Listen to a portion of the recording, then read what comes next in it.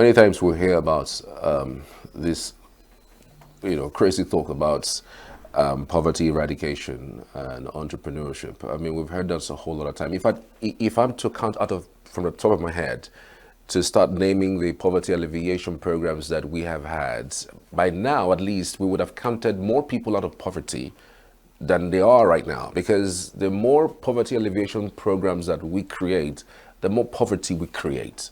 So it means that the poverty alleviation programs isn't working. Well, to speak to this, Hafsat Shehu Abubakar is a social enterprise expert. She's actually on our offsite studios in Building Kebbi. Good to have you. Good morning. I mean, so clearly this poverty alleviation programs are not working.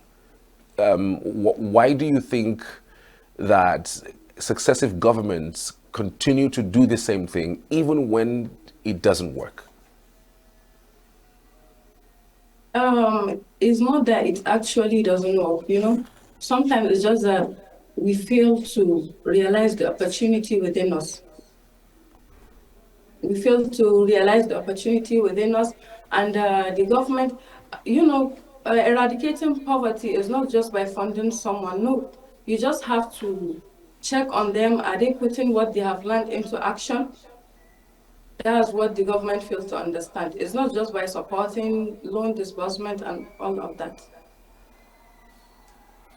Yeah, I understand that sometimes even the skill acquisition are mostly even muffled, Yeah, I understand the part of alleviating the sufferings of people, distributing monies. How do you think in today's world that poverty eradication programs can be, created in order to enhance people's skill so that they could actually get out of poverty? When we talk of poverty eradication, that is through entrepreneurship and skills acquisition. I think skills acquisition and entrepreneurship is one of the major ways to eradicate poverty, because eradicating poverty just doesn't start from what we learn in school. No, we have to put some things into action. For example, a woman who learns catering, it can be of help, not from her home, teaching others and creating job opportunities for others. So when we see those kind of people, you help them by assisting them financially, making them realize some opportunities, bringing others so that they can learn from them.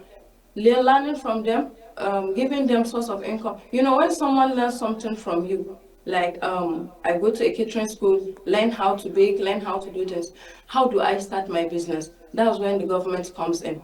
Government can create a simple loan disbursement that the people can easily access, and that loan that can be repayable easily. I think that's where the government comes in. Okay, so speaking of skill acquisition, I understand that it is also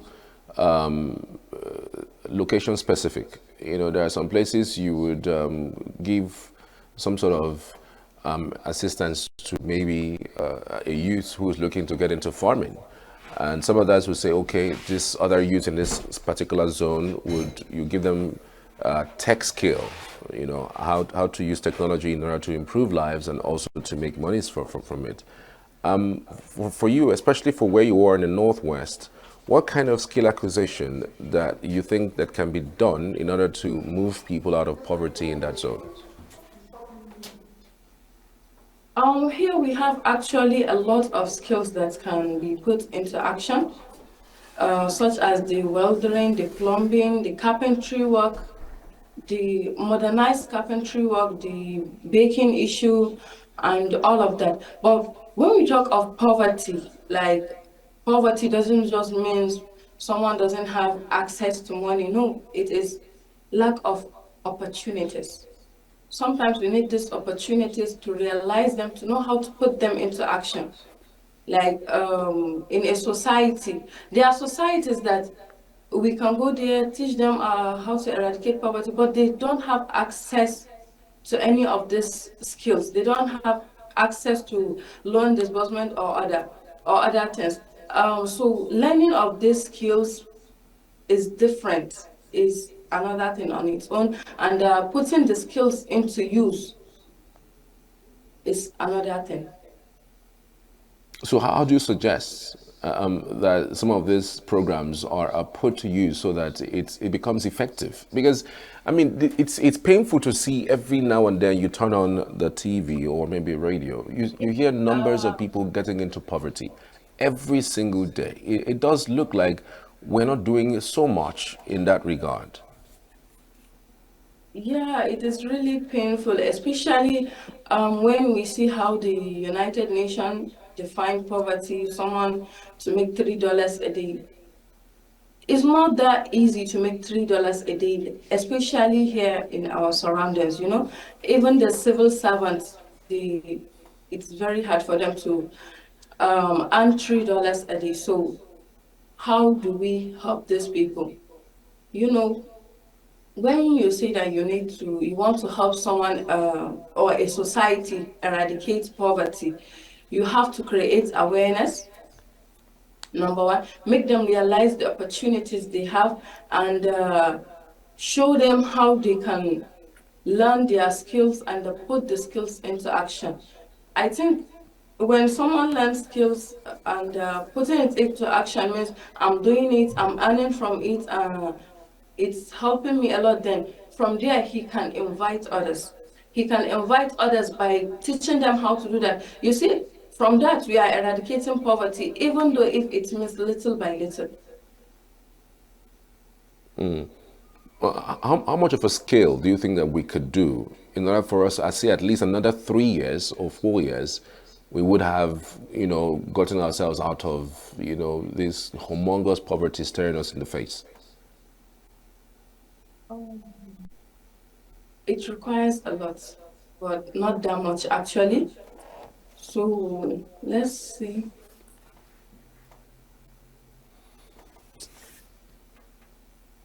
Sometimes, not even sometimes, most of the times, this skills acquisition, like they have been centered to only those people living in the urban area, cities, the communities, like while those in the rural areas and those that have low access to all these kind of skills, the poverty will still be there. So what I think is that we should emphasize more on those in the rural communities, not just emphasizing on those around us or those in the urban societies. That's an interesting point.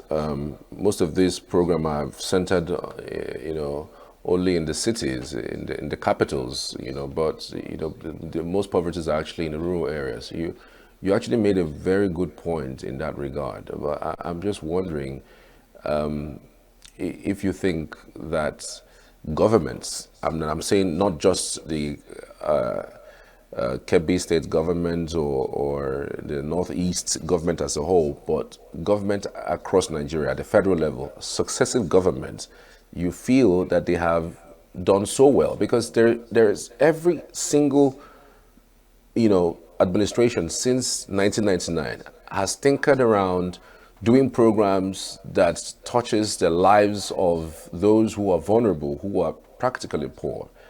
Do you think that those programs, since its inception, because governments call it different names, under good Lord Jonathan, you heard a lot of Shopee and the likes. But I'm just thinking, do you think all these programs did not meet any standard when it comes to eradicating poverty? No, the government has really tried, but what we want the government to understand is that focusing more on the urban areas I think, is not a good idea, because you can come to a state, in the state capital or the urban areas is around the state. Yes, people are doing well, but you would not like to go into the rural areas or the local government around the state. You wouldn't like it. I think you can even cry for them. And most of this skills acquisition, I think the government should emphasize more on women. It's not that the men, no, we include the men, but we prioritize the women, because women are the nation builders. When a woman learns a skill, it is helpful in her house, and she trains her kids, she trains the people around her. So you see, I think technically, um, teaching a woman or emphasizing more on women, I think that's what the government should look at. Because now you see, you can teach a man something, and it will be of help to him and the people he will hire to work under him. But when you teach a woman something, it will be helpful since from her house, her household, and bringing others to learn from her. You are teaching the world, and we will be eradicating this poverty, even if it means one person to be out of poverty in a day.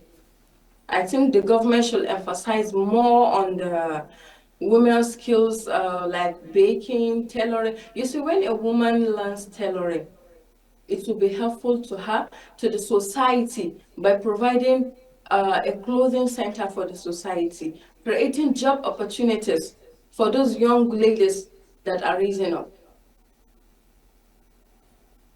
Do you think education plays any role in helping eradicate poverty? Yes, education plays a role, but not as entrepreneurship and skills acquisition. Because I go to school, I learn something. How do I put it into action? I have to learn the skill. There are things we are not taught in school. And the current situation of the economy, you see, securing a job is actually hard. But with the skills you learn, putting them into action, starting your own business. When the business starts to grow, you have to employ more people to work under you. You are creating job opportunities for those around you. You are creating a source of income, a source of livelihood for those you employed. So education helps, but not as much as skills acquisition and entrepreneurship. Do you think our educational system needs to be tweaked a little bit, maybe change the curriculum to be practicable in order to suit Yes. today's way and manner that the world is headed? Yes, yes. I think that's where our government really, really have to put more action there. We go to school, we learn basic subjects like mathematics, English, social studies, and so on. Then the government are to include some skills, like we can learn computer in school, we can learn how to make soap, we can learn, putting all those skills in school. We'll be learning academically, and we'll be acquiring some skills. Even if it means that after graduation we don't have job, we have our own businesses. We have something that we can use our brain and our hands to make, to create a source of income for ourselves, a source of livelihood. Not just go to school, learn this, learn this, learn this. After school, you don't have a job, and that means nothing. You don't have anything. You still have to go back to look for someone that can teach you something to be making, to create a source of income or source of livelihood for yourself. So Interesting the point of government, view that you yeah, have the put government. out. You wanted to say something? Yes, it's just that I think the government really need to emphasize on skills acquisition in schools. There should be some sort of collaborative efforts. Like if you are teaching people theory, you should also back it with practicals, Yes, or better and still, have a practical department. It's not just about telling them theories, but also it's have not that about. done. Let them go through those processes of making things, if it is making of soap or sewing of clothes, or even doing Yeah, broadcasting. I understand that some of these institutions now have their own radios and TV stations within their campuses. So it's more about doing things yourself while you were in school, not just only about theory, isn't it? it's not just about theory. You need to put things into action. You need to do things practically. Because when you graduate, we all know that when you graduate, um, getting job is not easy, because we have over thousands of graduates. over thousands of graduates who are jobless. But those that learn skills like the soap making or the digital, those that learn the computer, they can start up their own business. And for the ladies, most especially, we now have a lot of bakers. We have a lot of young ladies that are into this baking and event planning sort Right. of things. Yes. Okay. There's this other issue that is brewing. A whole lot of persons have also talked about the fact that the youth also have to be willing to want to learn. I mean, somebody called Nigerian youth lazy at some point. Do you think they also have a role? Because again, if that skill acquisition is available and you don't see people forthcoming, wanting to even help that situation, then we have a bigger problem. Do you think that the youth also have a role to play in making themselves available and not staying idle or maybe becoming lazy about the whole thing? Because again, learning has to take time, and applying this knowledge takes time, and then making monies out of what you have learned and applied also takes time, So, how do you, speak to that issue? That's, I think, where the creation of awareness comes in, because you have to let them know the difference between what they want and what they need. You have to make them know, make them realize that after school, you'll be responsible for so things, you'll be responsible for this and that. Make them realize that this is what they need to know, this is what they need to learn to sustain themselves even after school. Because after school is not that they will be getting another scholarship, though for those that are getting the scholarship, or to still be dependent on someone to do. You just have to teach them, create awareness for them to know that they will be independent. They will be independent, so they have to take care of their own financial, life, their own, to show them how to handle and cater for themselves, how to cater for those around them. So I think the youth also have a big role to play there. It's not just about teaching the youth, you just have to make them realize the importance of what you are teaching them so that they'll be more serious about it. Eradicating poverty is not just by giving someone money or giving. There's a saying that if you want to help someone, you don't catch a fish and give him. You teach them how to fish. You teach them how to go and do the fishing themselves. I think that's what we need to imply, both in schools, around the communities, and many other places that we know that we can teach these people, this young, these youth and women, most especially. The reason why I'm emphasizing mostly on women here in the northern region, we have that problem mostly with women. You see a woman staying at home, she can't even afford at 10 naira to buy medicine for herself or for the children. She can't even afford to buy something that has the price of as low as 500 naira or something. But if these skills are taught to them, they have acquired these skills, they'll be busy at home and making use of their time, doing things that will be profitable to them, and making things that will be profitable to them and to the society. Fantastic. Really great. I like that you have spoken to that issue because we have a lot of people who are just staying idle. And when you bring up an opportunity for them to tell you that they cannot do it, they in fact tell you about the disadvantages or even the obstacle first. They start talking about the obstacles to them doing it than even talking about the solutions, skill acquisition is actually very good. I would have loved to expand more on entrepreneurship. because I mean, like it or live it, it is very difficult to be an entrepreneur in Nigeria. I mean, to just take a look around you. Companies are shutting down. Some are firing their workers because they cannot keep up with the humongous amount of monies that they use in, holding off on the expenses that comes with buying their own power and all whatnot.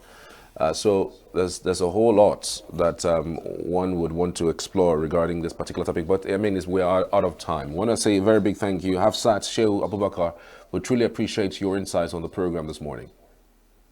Thank you so much. It is really a privilege to talk on a topic as crucial as poverty eradication.